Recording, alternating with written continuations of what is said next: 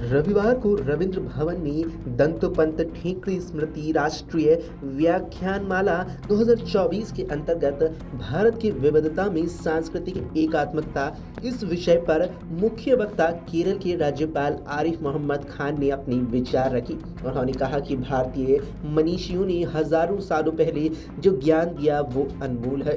उन्होंने विविधता में एकता के सूत्र दिए हैं। दंतोपंत ठेकड़ी शोध संस्थान द्वारा ठेकड़ी की 104वीं जयंती पर आयोजित राष्ट्रीय व्याख्यानमाला में मुख्य वक्ता के रूप में खान ने कहा कि बड़े पेड़ की जड़ें गहरी होती हैं, ऐसे ही कुछ लोग होते हैं जिनके अंदर समर्पण भाव गहरा होता है। दंतोपंत ठेकड़ी भी ऐसे ही एक व्यक्तित्व थे। बौद्ध कथा का उल्लेख करते हुए आरिफ मोहम्मद खान ने कहा कि अंतिम समय में गौतम बुद्ध के शिष्य ने उनसे पूछा कि पथ भ्रष्ट न हो, इसके लिए उपाय बताइए। तब उन्होंने कहा कि अप्पा दीपो भव, मैंने जो बात बताई है उसे भी स्वीकार मत करो। जो बात मेरे लिए सत्य है वो दूसरे के लिए भी सत्य हो, ये जरूरी नहीं है।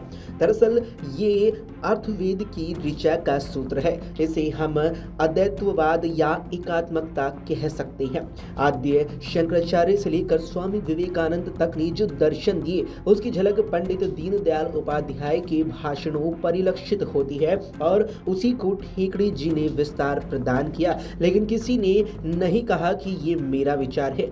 हमारे ऋषियों ने कभी नहीं कहा कि ये सिद्धांत हमारे दिमाग की उपज है। उन्होंने कहा कि ये नैसर्गिक है, प्राकृतिक है, दैविक है, हमने केवल इन्हें ढूंढा है। खान ने कहा कि व्यक्ति के लिए समाज चाहिए, समाज को व्यवस्थित रखने के लिए संगठन चाहिए, संगठन के लिए आधार चाहिए और ये आधार सभ्यता और संस्कृति को बढ़ाता है। हमारी यहाँ आस्था की अभिव्यक्ति में विविधता है। अंततः जब आस्था एक है तो हम सबको एक होना चाहिए। उन्होंने कहा कि दुनिया के बहुत से विकसित देश जहाँ साक्षरता प्रतिशत ज्यादा रही, वहाँ महिलाओं को वोट का अधिकार भारत के आजाद होने के बाद मिला। वहाँ ये इसीलिए था क्योंकि वे मानते थे कि महिला और काले लोग में आत्मा नहीं होती, अंततः वे मतदान के अधिकारी नहीं हैं।